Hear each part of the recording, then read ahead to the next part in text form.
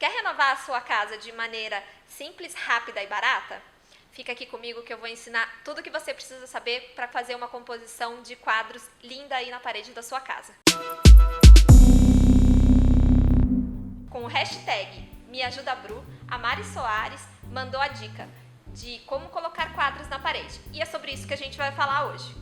Se você é novo aqui no canal e ainda não se inscreveu, aproveita para se inscrever agora antes da gente começar a conversar sobre os quadros. A gente tem duas maneiras de selecionar os quadros. Pode ser por tema ou pela paleta de cores.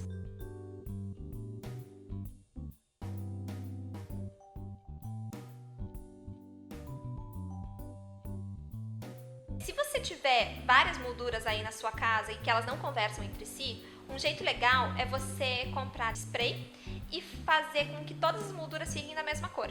E aí você consegue ter um conjunto mais uniforme para fazer a sua composição. Outra dica é você usar os mesmos temas.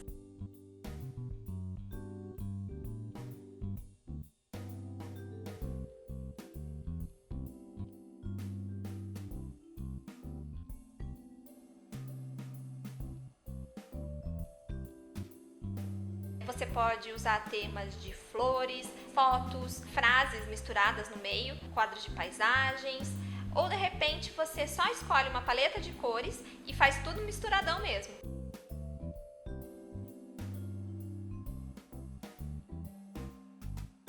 Se você tem dúvida em como usar a paleta de cores, olha aqui, assiste os nossos vídeos sobre combinação de cores aqui do canal.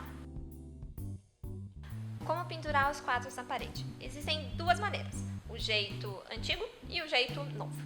O jeito antigo é com preguinho e martelo, ou com a parafusadeira, bucha e parafuso. Do jeito antigo, atrás do seu quadro você precisa ter algum lugar para colocar o quadro na parede segurando pelo preguinho.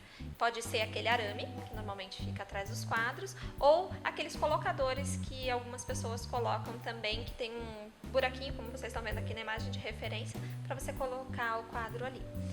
A outra maneira é com as fitas adesivas. Essas fitas adesivas, elas facilitam muito o trabalho, porque você não precisa ficar acertando aonde que o preguinho vai ficar para colocar o quadro, porque muitas vezes ele não está na mesma altura em todos os quadros. Então fica mais complicado de você acertar a altura que ele vai ficar nessa composição. Com a fita, você coloca ela atrás da sua moldura e só coloca ali e tá ótimo. Só que tome cuidado, porque ele só funciona em superfícies lisas. Se a superfície for rugosa, com alguma textura, essas fitas não vão funcionar. Mas segue as indicações do fabricante, que com certeza você não vai se arrepender de fazer por esse método. Eu vou usar aqui como exemplo o caso de você querer fazer a sua composição em cima de algum móvel, como a cama, sofá, mas eu vou ficar aqui com a imagem desse sofá, tá? Então vamos primeiro falar das alturas. É bem importante que os quadros não se aproximem muito do teto, então sempre deixe uns 25, 30 centímetros livres, para dar esse respiro. Embaixo também é importante que o quadro não se aproxime muito desse móvel de referência. É legal também deixar uns 20, 25 centímetros ali, um pouco menos do que no teto, né? O centro da composição também é muito importante que a altura dele esteja no olho do observador. Que eu aconselho é que, como a casa é sua, nada melhor do que estar na altura dos seus olhos. Eu gosto de colocar o centro dos quadros da minha casa a mais ou menos 1,5 m do chão, já que eu sou baixinha. Mas a medida padrão costuma ser um pouco mais alta que isso, seria mais ou menos 1,60 m. Se você for mais alto, não sinta medo de colocar essa medida também um pouco mais para cima. De repente você consegue medir qual que é a altura do teu olho até o chão e aí você usa essa medida como base do centro dessa composição toda. Em relação à largura dessa área, alguns profissionais recomendam que a gente use 2/3 da largura do móvel como o limite dessa composição. Isso é um ótimo norteador para equilibrar toda a composição. Mas não use isso como regra, porque existem muitas composições que extrapolam os limites desse móvel e ficam super bonitas. E também aquelas que são bem menores e, dependendo do que for, ficam bem equilibradas também. Bom, esse é o tipo mais básico de composição e também aquele que funciona na maior parte dos casos. Você escolhe uma linha para ser a norteadora da composição toda e distribui os quadros nela. Se forem quadros de medidas iguais, ele fica super simples e cria um ritmo bem marcado. Agora, se os quadros forem de medidas diferentes, eu aconselho você a começar com os maiores, mais no centro, e distribuir os menores conforme vai chegando no final dessa linha. Dá também para fazer uma espécie de união entre dois quadros menores, deixando eles mais próximos verticalmente um do outro, e assim eles formam uma unidade nessa composição. Mas esse alinhamento também não precisa ser só centralizado. Você pode usar aquelas canaletas para distribuir esses quadros formando uma linha inferior, que fica super bacana.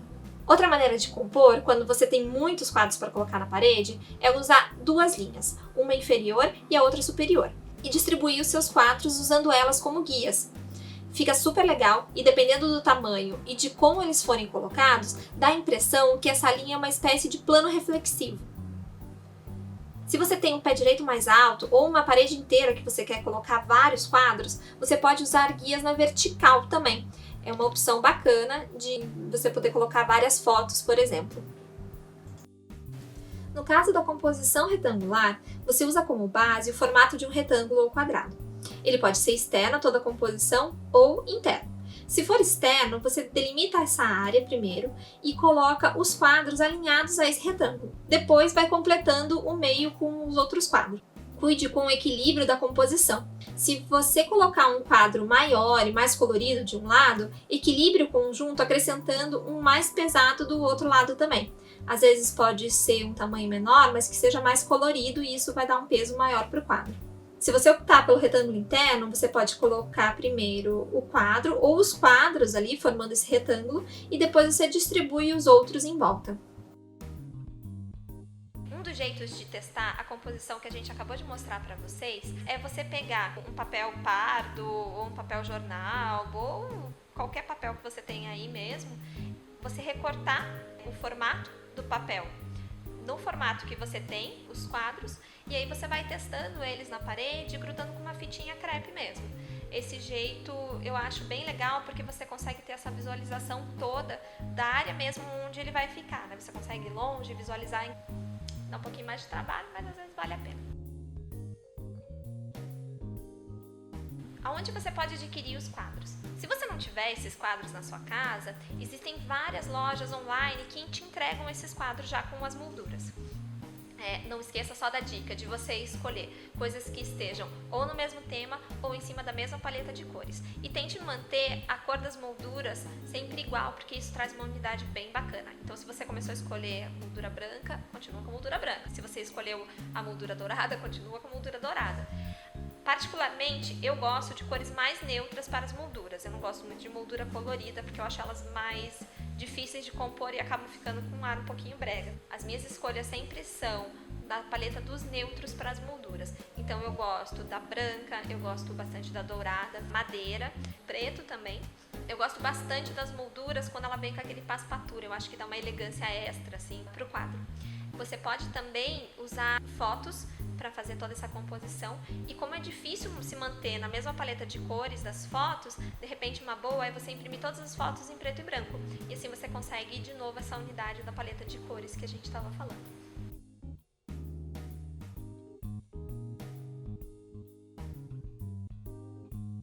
Se você quer mais ideias de composição de quadro ou de outras inspirações de arquitetura de interiores, segue a gente lá no nosso canal do Pinterest.